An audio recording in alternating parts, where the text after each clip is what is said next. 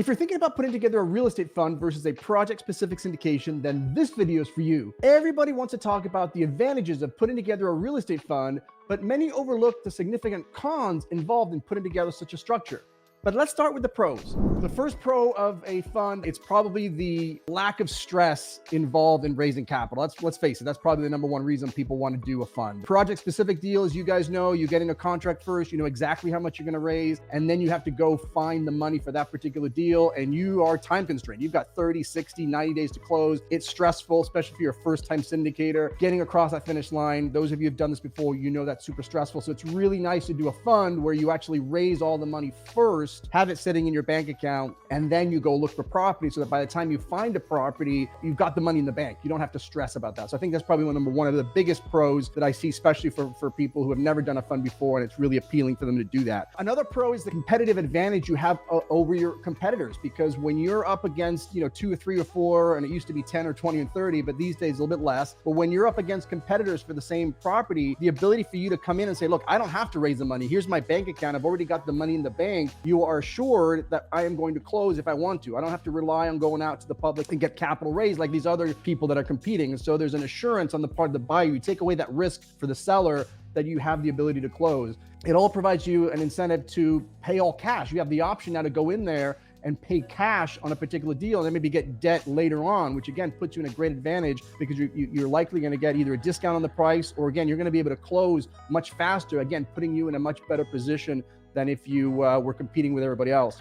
And then obviously, especially if you're buying smaller properties like single family homes or maybe smaller commercial, you're able to buy in bulk. If you've got $2, $3, $4, $10 million in the bank, you might be able to come in and buy a portfolio of properties and get a discount obviously there. So that's kind of the advantage of having a fund when you're able to have all the money in the bank, as opposed to having to go raise the money after that. You obviously don't have to prepare offering documents every single time, which I know is kind of a logistical nightmare, not only for you guys, but the investors. So with the fund, obviously we create one set of documents at the beginning. It takes a little bit more time, it's a little bit more complicated, but then you send that out to your investors and you don't have to keep going back to the well every time. And if people really trust you, then they actually don't even want to look at documents every time. They just want to send you money and say, just go, Mauricio, go do your thing. So not having to prepare documents every time is definitely a big pro. The other pro these days, and actually this is the same thing that happened back during COVID times, people started to put together vulture funds, or let's call them a more PC term, an opportunity fund, where with all the distress that's coming in, you guys have heard about all the distress, all the cash calls, all the foreclosures, people are losing. A lot of my clients are reviewing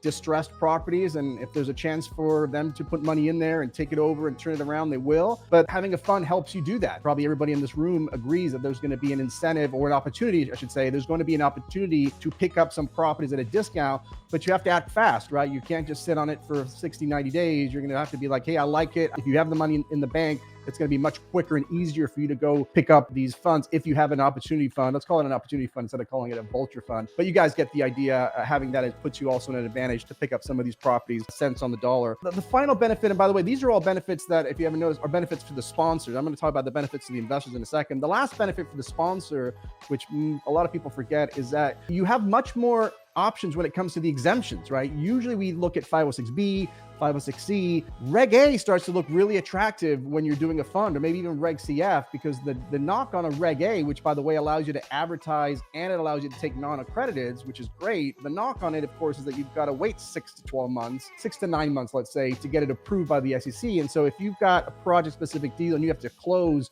within 60, 90 days, that's just not realistic for you to do that. It's not really an option. But if you're going to do a fund, well, now Reg A does look appealing. And so you know, again, you're under no pressure to close. That's one of the benefits of putting a fund. And so Reg A starts to become really appealing. Reg CF is another one that can become appealing. So just expand your horizon a little bit in terms of the exemptions that we can rely on. Then, of course, there are benefits for the investors themselves. And I came up with 3 main ones. And if you guys can think of another one or different ones, let me know, or start thinking about that. But number one, obviously, is diversification, right? So on a project specific deal, you have the profit and loss of one particular asset class. And that asset class does great. But if it doesn't do great, all of your eggs are in one basket, so to speak. And with a fund, typically you're buying multiple assets, 3, 4, 5 multifamilies or self-storage, 5, 6, 7 mobile home parks, even more. So it just gives the investor diversification, that if something were to happen to one of the assets, you've got 5 or 6 or 7 more, which helps with the risk. And again, just kind of diversify. So that's really a big selling point that I usually see syndicators make when they're doing funds to their investors, is this idea of diversification, getting a piece of more markets, more asset classes, all that fun stuff. Another benefit is they don't have to review a bunch of docs. Just like you don't have to prepare a bunch of docs, they don't have to review a bunch of docs. They just have to do their due diligence once. They do the due diligence on the sponsor. They like what they do. They look at their track record. Great.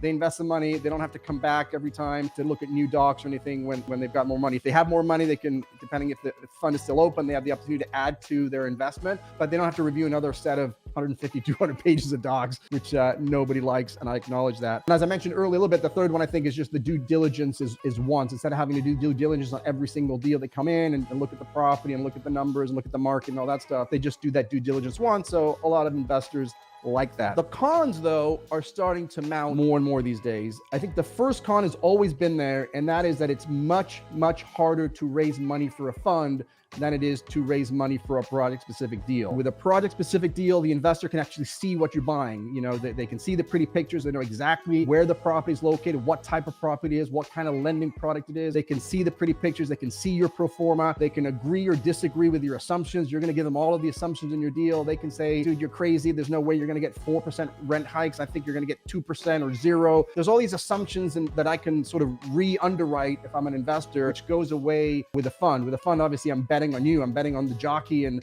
I'm just trusting you with my money, and I'm trusting that you're going to go find the proper asset within the parameters that you've already given me. But it really becomes a trust thing. And so a lot of investors, they just like to see the profit themselves. And so it's just harder. I would never recommend a brand new syndicator who's never syndicated before to start a fund. I just think it's really, really difficult unless you just have a huge audience already. I mean, that's probably the only time I've seen my clients who have, big followings on social media. Those guys can, obviously put together a webinar and they'll have, hundreds, if not thousands of people attend, and maybe they can raise money in a fund right from the get-go. But typically it's much, much harder. And that's probably the number one con of a fund, is just it is much harder. As much as it's great for a syndicator, and if everybody could do it, maybe they should, but it's just not everybody can pull that off.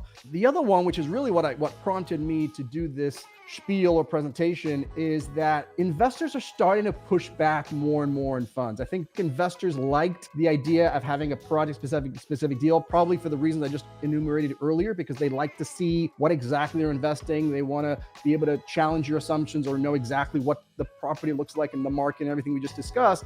And they got used to that. And over the last 12 to 18 months, sponsors have been forcing them to go into funds, but they've been coming out with more and more funds.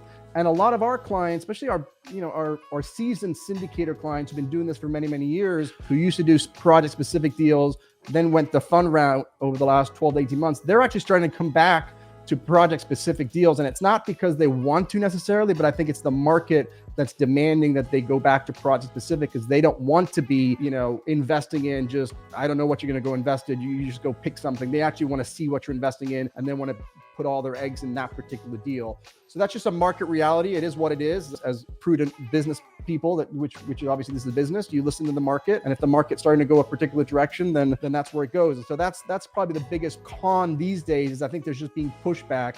So if you can only imagine, if you're just starting out, you've got the issue of it's being already harder to raise money in a fund. Now on top of that, the market is pushing back and saying, no, we'd rather still see project-specific deals versus a generic fund, which in theory is better for the syndicator, but maybe not as beneficial to the investors. The other con is that it is more complicated to put together a fund. There's a lot of things that go into structuring the fund, not necessarily structuring from a mechanical standpoint, but the ways you structure it inside. So for example, I'll give you a couple examples. Do you want to raise all the money up front, for example, is a good question. You don't have to think about that on a project specific, because I got to raise 2.3 million. That's what it costs to buy the thing and to fix it up. With a fund, it's like, well, I'm trying to raise 5, 10, 25, $50 million. Then the question becomes, do I take all the money up front, where it's sitting in my bank account earning nothing? Well, maybe 5% now, or do I take it in steps? Like, there's all these questions. Withdrawals, do investors come in and out of the fund, or are they all forced to stay in the fund for the entire duration of the fund? In a project specific, it is what it is. It's a 5-year deal or a 5 to 7 year projected term, and then people come in and people come out. With a fund, a lot of times funds are 5, 10, 15 years. And so the question becomes, well, how does the investor exit, right? Because the investors want to come out. One of the other cons, which is actually a pro and a con, is that you have no pressure to close. And because of that, it tends to when you've got to close and we got to raise a bunch of money within 30, 60 days, rubber meets the road, you go do it. When there's no pressure and you can take 3 months or 6 months, a lot of people, it does take them 3 months or 6 months because they have that pressure to close isn't there. And so I've seen a lot of people start funds that really they never finish. They get all excited about the fund, they start raising capital, but it starts to drag on to like 3, 6, 9 months. And at the end, they just abandon it because what is a pro, which is less stressful, it's also a con. So if you enjoyed this clip and you want to see the entire episode, click here. And if you want to see other videos similar to this, click here.